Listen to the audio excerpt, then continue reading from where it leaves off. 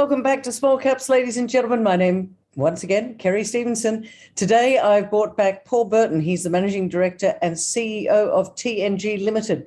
Really easy ASX code to remember, ladies and gentlemen. It's TNG. Now, they have got the Mount Peake vanadium and titanium and iron project up there in the Northern Territory. It's about 230 kilometres north of Alice Springs. They had an announcement out last Friday, which we will talk about. And I've spoken to Paul before, lots to chat about today. This is a big project. It is of statewide significance, but I wanted to find out from Paul where they're at with the project and I guess the investment thesis for you, my investor audience out there. So Paul, thanks for coming back and joining me on Small Caps today. Very welcome, Kerry. It's good to talk with you again.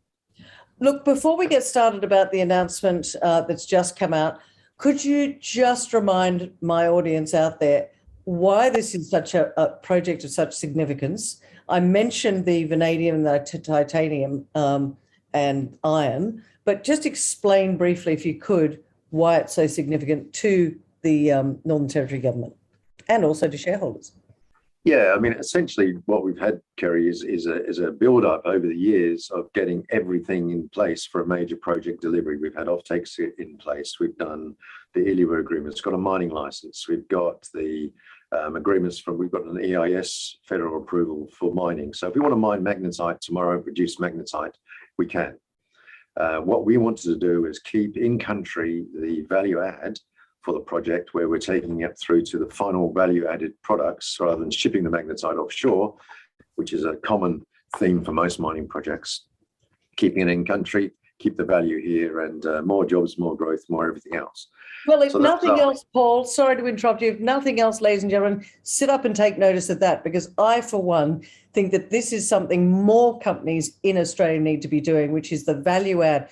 Let's stop shipping off the dirt. So what Paul and TNG are doing is they're putting the value add here in Australia, adding the jobs, adding the value, giving shareholder value by making sure that that downstream process is there and the value stays in Australia. So I congratulate you on that, Paul.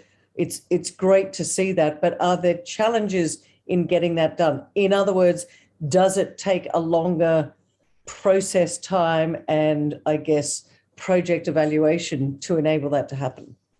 Yeah, I mean, it's, as I was saying, we built it all up for this project delivery and had a model where we had the processing plant located in Darwin. We've gone down that pathway for several years, and then we had to have a major reset last year. I won't backtrack too much on that, but we had some challenges from the environmental side that looked like the project from a Darwin perspective would be relatively risky, and we'd solve some issues down at the mine site area for full processing down there. So we made a strategic decision to move everything down there. What that meant was that it's created a bit of a reset in getting the extra layers of work that's required for delivery of an integrated facility down at the mine site. And we've been working steadily on that now for the last sort of 6 to 8 months. So yes, there are challenges along the way, but that was one of them. We've overcome it and we're moving forwards on it. But the fundamentals of that project remain, the products remain strong, and our delivery of those remains strong and well understood by our offtake partners. And we're committed to moving it forward to delivery. Okay, well, I'm going to get into the announcement in a moment because that's also important. But before I do, look, this is an investor audience out there. Your share price has, since we last spoke, pretty much tracked sideways. And it's a big project. What I want to know is, why has it been tracking sideways? What do you think the market doesn't fully understand, or maybe they feel like this change, bringing it all back down to Mount Peake from Darwin, could have flustered the market?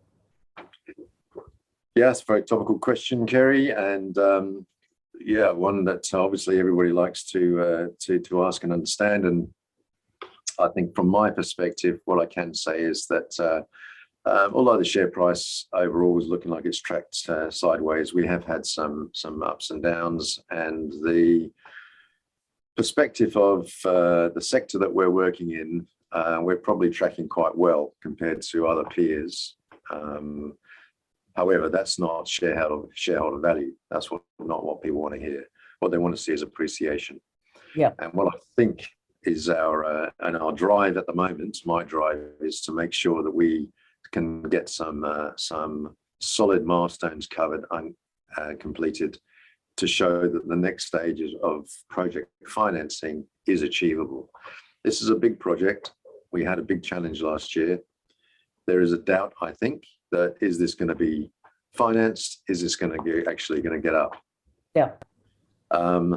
What I can point to is the fact that, we have KfW IPEX, the largest German resource bank backed by the German government, fully supportive and behind us. Now, that isn't taken lightly.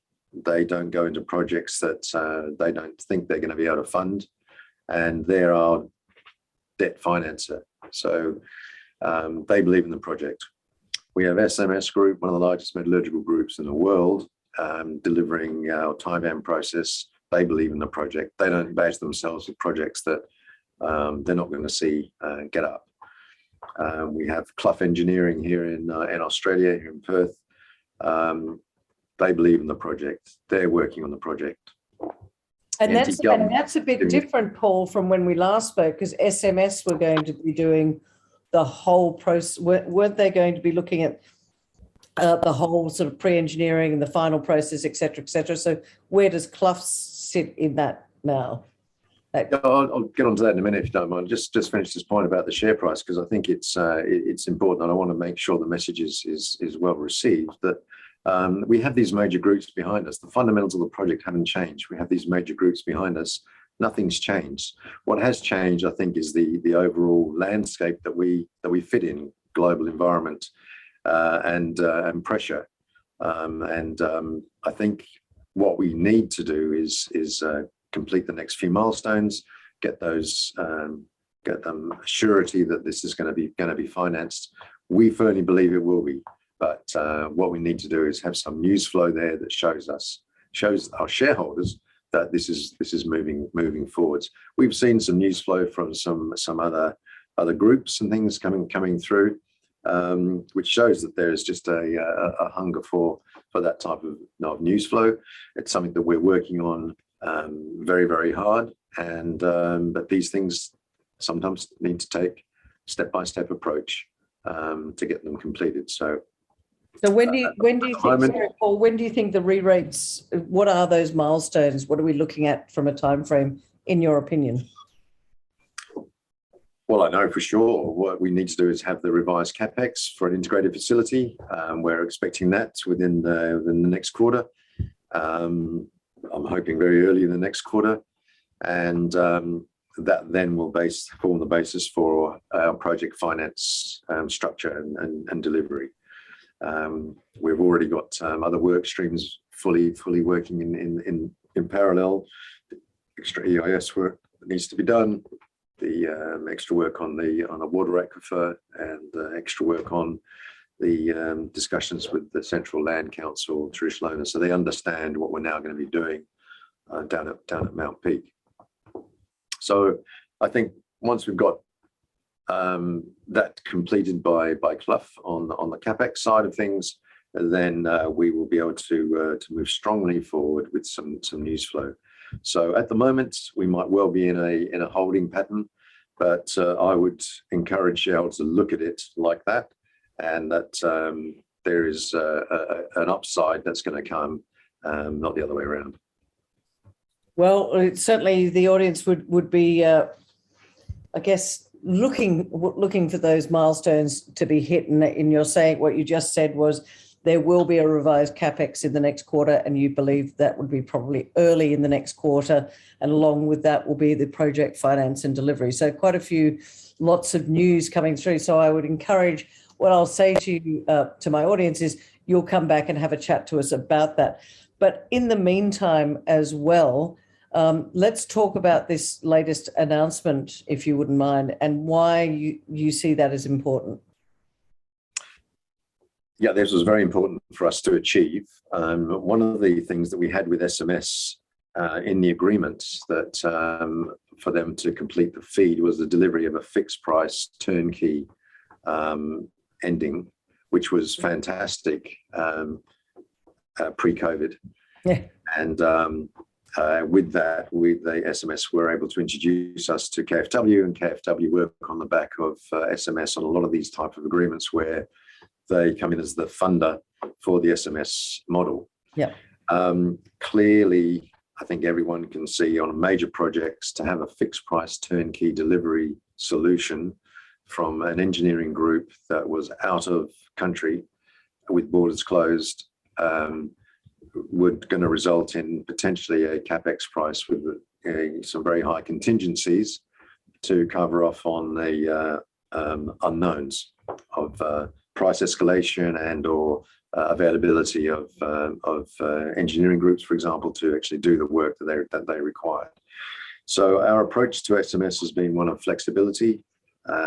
We wanted to achieve some flexibility and have some control from the company's end to be able to select various groups to do the most appropriate thing. So let's break it down into its fairly basic for our interested viewers. We looked at SMS are a metallurgical group, not specialists in mine development. It doesn't make sense for them to do mine development. Right. Doesn't make sense for them to quote price up and do non-process infrastructure in a country where they are not even aware of the full rules and etc. At the time when we did the agreement, it made a lot of sense for them to wrap everything into one agreement because it meant that the larger pool of KfW debt funding was then going to be appropriate for the amount of work that SMS were doing, was our view on that. Clearly, things have changed with the various structures that have happened over time and what's happened in the general environment, economic environment, I mean, so that KfW will still provide debt finance structure for whatever we do. Okay. No matter whether it's covered under SMS or not.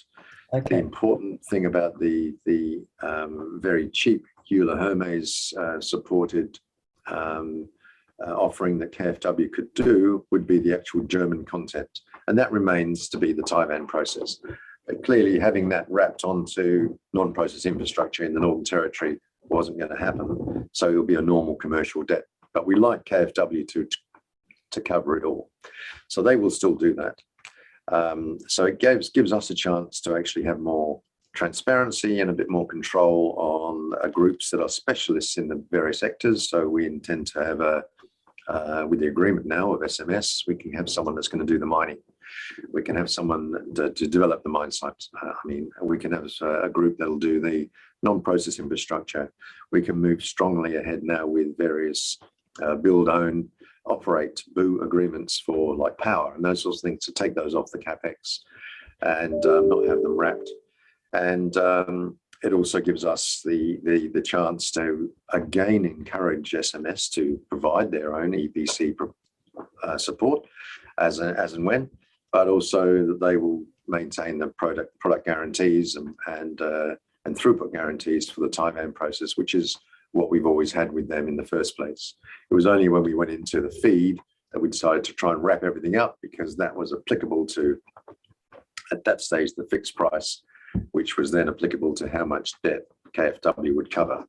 But the debt side doesn't change. What does change is the ultimate pricing, which we expect that to be significantly in our favor without having SMS as a normal business model would have to apply contingencies. Everybody would have to, if they're out of a country and they can't even get a team of engineers into the country to start undertaking some of that work until now. I think that it also means that you've got potentially a competitive tender out there, and in the long term, that might actually be in your favour in terms of people wanting to do the work. Will price it potentially more competitively. Yeah, again, the model at the time was that we were super satisfied that a large group like SMS can undertake the whole lot, but this now does give us that opportunity certainly to have a much more competitive tender. It's not without its challenges, obviously. There are two different delivery models, But this one we think now is applicable for the final delivery of this project. Gives us a lot more control. We've got some very experienced project delivery specialists in our team, and this one I think is going to give us the best chance of project execution that everyone's going to be happy with. We're running out of time, Paul. Give me some big picture overviews. We've talked about revised CapEx early next quarter. We've talked about project finance delivery. Give me big picture so people can get an idea of how this project is going to come along in the next few years. Yeah, so it's still recognised, it's got major project status from the NT and the federal governments, and it's very much on the focus of the Critical Minerals Facilitation Office. We have our applications in for grants and also funding with the various organisations, EFA included, and we expect some news flow through from those very, very soon. It's a big project. It's not without its challenges, but we have some big groups behind it that are supporting us. And I expect there to be some good news flow in the future. I'm very happy with the way the engineering is going on at the moment with Clough.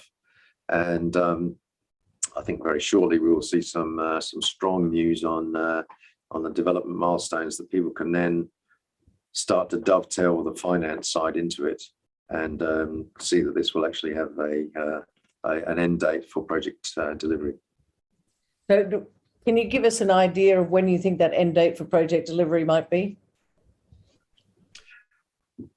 Well, you know me, Kerry, I've always been an optimist, and I am an optimist. And with the way I look at things is that our best case scenario. So everything falls into place.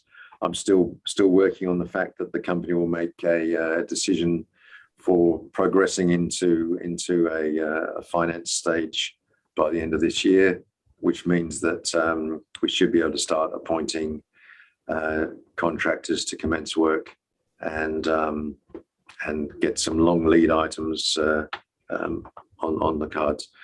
It's a fluid landscape that we see in the resources sector at the moment. There's a lot of movement in terms of prices, inflation, and various things, but we are fortunate and we have a relatively small mining operation but a fairly complex processing plant. But the value add in that processing plant makes it very hard to make this an uneconomic project. All righty, Paul, this is the way I like to finish off and I'm throwing this one at you last minute, so I hope you can come up with the three. Three reasons. This is where I love to finish mine. 3 reasons why you think, because we talked about the share price, it's been tracking sideways, but 3 reasons why you think our audience out there need to sit up and take notice of TNG right now. Well, we touched on the major project. That still remains one of the biggest projects and clearly one of the most valuable ones that we see in the country. We're very advanced, more advanced than any of our other peers in that sector. Yeah. What we haven't touched on is our movements in both the hydrogen energy area and also the vanadium electrolyte potential critical minerals. So both of those are pillars that I think you can expect some news flow from as well. And they are extremely encouraging from a company perspective. So on any one of those, we should have a re-rating of the share price. Paul Burton from TNG, Managing Director and CEO. A big picture there, ladies and gentlemen, but as Paul said, this is a major project. He is starting to hit these milestones. Sit up and take some notice, because Paul is going to be going into, as he said, potentially financing at the end of this year. So there's lots more news to come. Thanks for joining me on Small Caps today, Paul. When you and that makes some new announcements, come back and let's have a quick chat again. Many thanks, Kerry. Good to talk to you.